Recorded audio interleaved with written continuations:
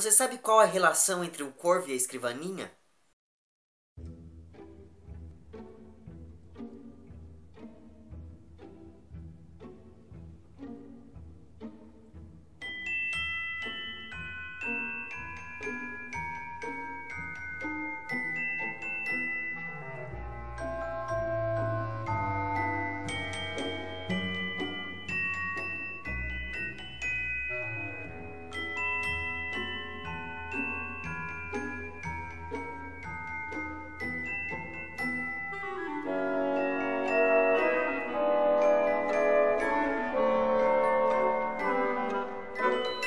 Olá pessoas, esse é outro vídeo meu aqui na internet e no vídeo de hoje então vamos falar um pouquinho sobre Alice no País das Maravilhas do Lewis Carroll, que é um livro que foi publicado pela primeira vez lá em 1865.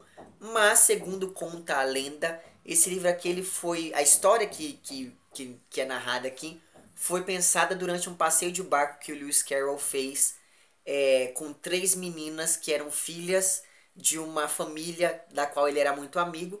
E daí as meninas, por insistência dessas meninas, ele acabou então começando a contar essa história que depois ele expandiu e publicou em livro. Eu não sei se você está escutando, mas agora no momento em que eu resolvi gravar esse vídeo, começaram a martelar aqui do lado, mas nós vamos ter que passar por isso juntos, não é verdade? Enfim, esse daqui então é um livro, Alice no País das Maravilhas, é aquele típico livro que traz uma história fantástica nas duas acepções dessa palavra, não é? É fantástica porque é extremamente bem escrita e é fantástica porque ela apresenta ao leitor uma lógica em um determinado universo ficcional com uma lógica extremamente diferente da nossa, mas ainda assim a gente pode enxergar uma determinada lógica dentro dos fatos que são narrados aqui dentro desse livro, e uma lógica que muitas vezes segue a lógica matemática, porque nós temos que nos lembrar que o Lewis Carroll era um matemático, era enfim professor de matemática da Universidade de Oxford. Então me parece que em vários momentos aqui a gente tem ali a interferência da matemática dentro dessa história. Muito bem, então, e do que é que vai falar a história da Alice no País das Maravilhas? Eu acho que você já deve ter ouvido falar dessa história, porque, né, enfim. Mas vai falar um pouquinho então da história dessa menininha chamada Alice, que um dia está sentada no quintal com a irmã e vê passando um coelho branco. Só que esse coelho branco não é qualquer coelho branco. Esse coelho branco está vestindo um paletó e a Alice fica admirada com o fato de que, além de ele estar vestindo um paletó, ele tira do paletó um relógio e diz: meu Deus, eu estou atrasado. E daí o que a Alice faz então?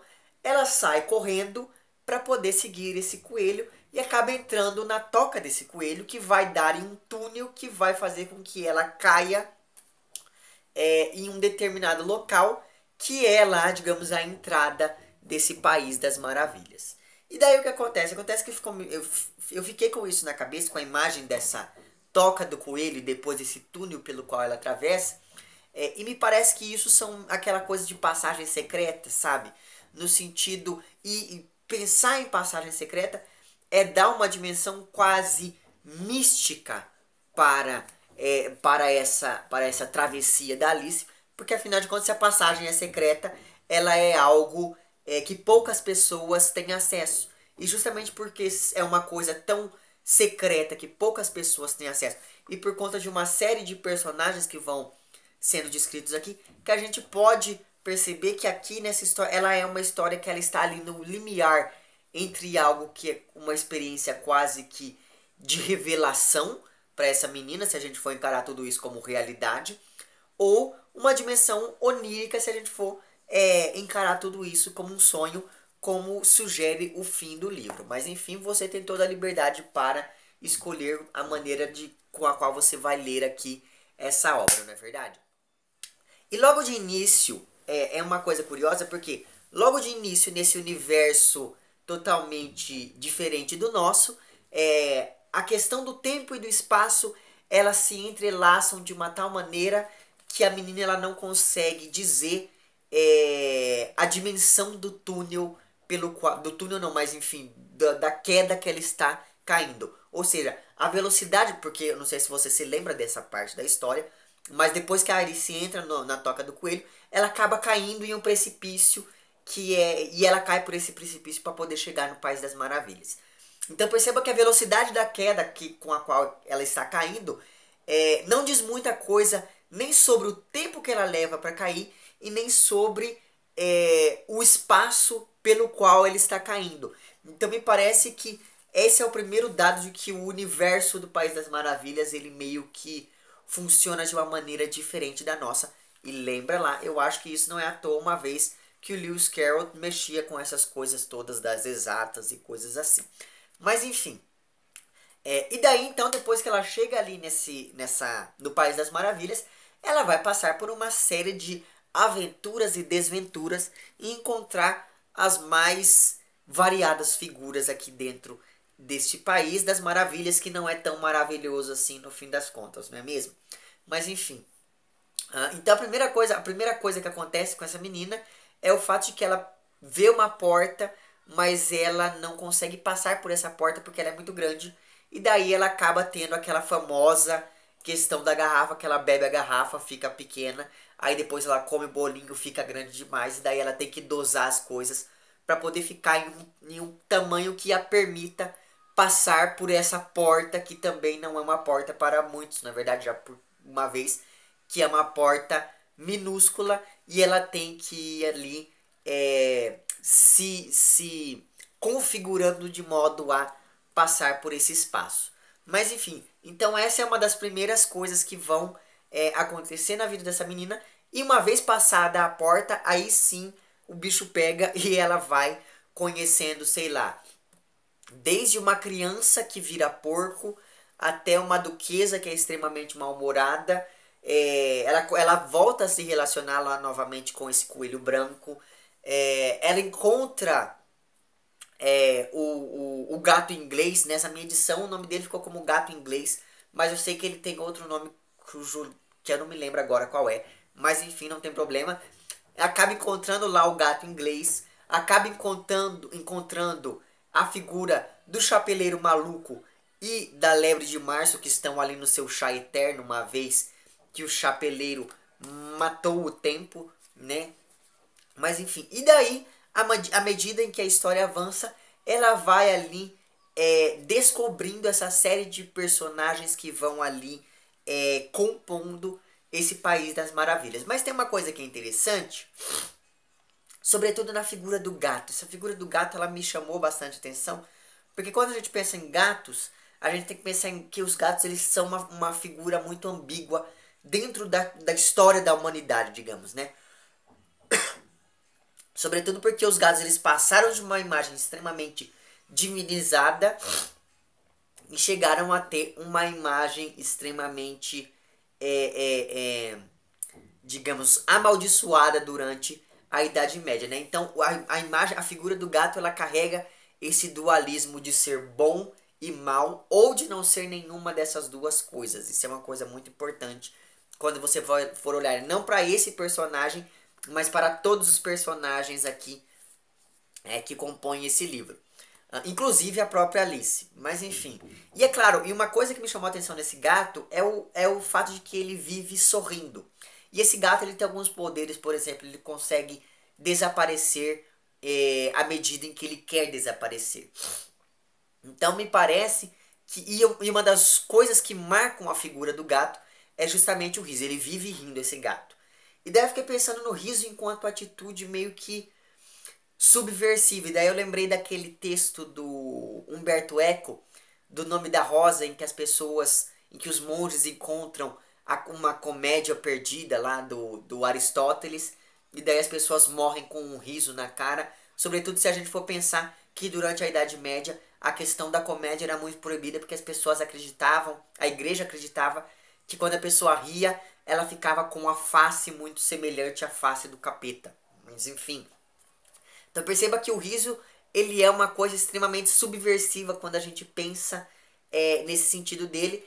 E a figura desse gato aqui dentro da história também se torna uma figura meio polêmica, sobretudo em sua relação com as autoridades maiores aqui desse local, que são lá o rei e a rainha de copas. O rei, que é uma pessoa extremamente descartável dentro do universo ficcional aqui, pelo menos na minha opinião. A figura dele ali não interfere em muitas coisas, apesar dele ser não só o rei, mas o juiz desse país também. E nós temos a figura da Rainha de Copas com a sua insistência em decepar as pessoas que a desobedecem. Enfim, e tudo isso, é claro, perceba a dimensão que esse texto tem quando a gente vai lendo ele e pensando nas coisas que aconteceram ao longo da história e que acontecem hoje em dia no Brasil e no mundo de uma maneira geral, não é verdade? Daí vem, eu acho, a necessidade de se ler esse livro até hoje em dia, quando você pensa nas alegorias que esses personagens acabam se tornando aqui dentro desse livro, né? E uma outra coisa que me chamou bastante atenção na figura desse gato ainda é o fato de que ele é uma das primeiras pessoas que toca no assunto da loucura e ele associa a loucura com um comportamento desviante, não é? Ele diz que ele é louco porque ele faz o contrário do que as outras pessoas fazem, e se a Alice está ali, provavelmente ela é louca também.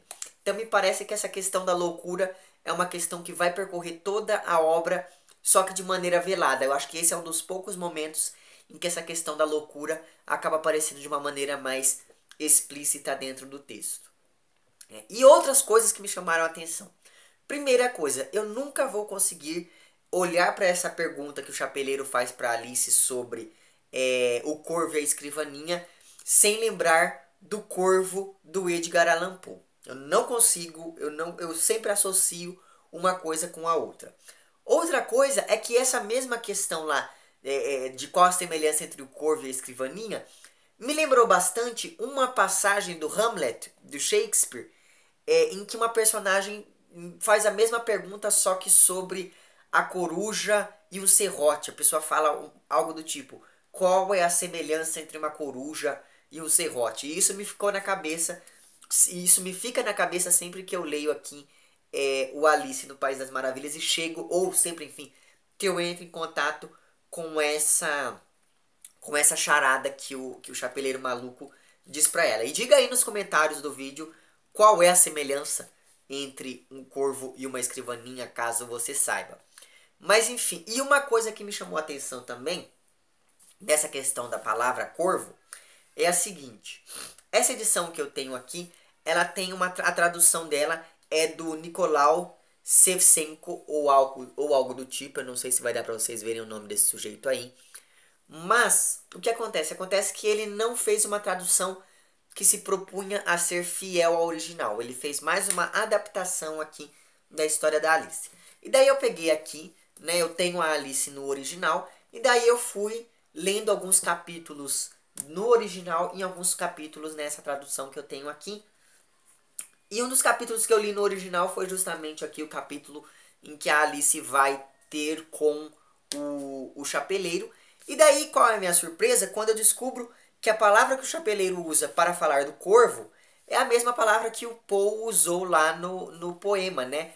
Porque ele poderia muito bem ter usado crawl, mas ele usou raven também. E daí isso ficou na minha cabeça, enfim, como mais um indício de aproximação. Isso significa que eu não estou tão louco assim ao aproximar esses dois textos, não é verdade? Mas enfim, e ainda sobre essa questão das palavras em língua inglesa, é muito engraçado porque há uma série de jogos de palavra que o Lewis Carroll faz ao longo de todo o texto. E eu acho que a mais famosa é aquela poesia do rato, não é? Em que a Alice ela acaba encontrando logo no início da história, ela acaba encontrando um rato que se propõe a contar a sua história. E daí ele diz que ele tem uma história muito longa e a Alice olha para o rabo dele e fala assim: nossa, realmente é muito longo. Por quê? Porque em inglês a palavra tale, que é história ou conto, enfim, ela tem um som muito parecido com tail de cauda. Então, isso é só um dos exemplos de jogos de palavras que tem aqui ao longo de todo o texto e que infelizmente acabam se perdendo aqui na tradução, não é verdade? E a última coisa que eu gostaria de comentar sobre essa edição em específico, não sobre o texto em si, mas sobre essa edição, é porque essa edição, como você está vendo, é uma edição muito bonita. Enfim, ela tem várias ilustrações muito bonitas. E ela é uma edição que foi feita lá pela falecida Kozak Naif, não é? Enfim. E daí o que acontece? Acontece que é uma edição muito bem feita, como tudo aquilo que a Kozak faz, mas eu encontrei pelo menos um erro de revisão, mas que é um erro que ele compromete até o sentido do texto, é um erro de continuidade no texto, que é uma coisa que eu tive que parar de ler aqui nessa minha edição e ir ler aqui no original esse trecho para poder entender o que estava acontecendo, porque eles colocaram a mesma frase duas vezes e acabaram comendo um trecho do texto aqui. Enfim, essa é uma coisa que me decepcionou aqui nessa edição. Apesar de ser uma edição muito bem cuidada, tem esse erro que apesar de ser um único erro, é um erro que compromete o andamento desse trecho do texto. Enfim, e esse daqui então vai ser aquele tipo de livro que vai agradar não só as crianças por sua dimensão fantástica e maravilhosa por conta das aventuras que a Alice vive aqui, mas também aos adultos por conta dessa dimensão alegórica que o livro ganha quando a gente vai prestando atenção nesses vários detalhes que o Lewis Carroll vai introduzindo aqui ao longo do enredo, certo? É isso então, se você gostou do vídeo não esqueça de curtir e de compartilhar. Caso não tenha gostado, não esqueça de dizer lá embaixo porque não gostou. Se você está inscrito no meu canal, muito obrigado pela sua inscrição. E caso não esteja inscrito, se inscreva também lá embaixo. E não esqueça de dizer por qual é a semelhança entre um corvo e uma escrivaninha lá embaixo também, certo? É isso então, um abraço a vocês todos e até o próximo vídeo e tchau!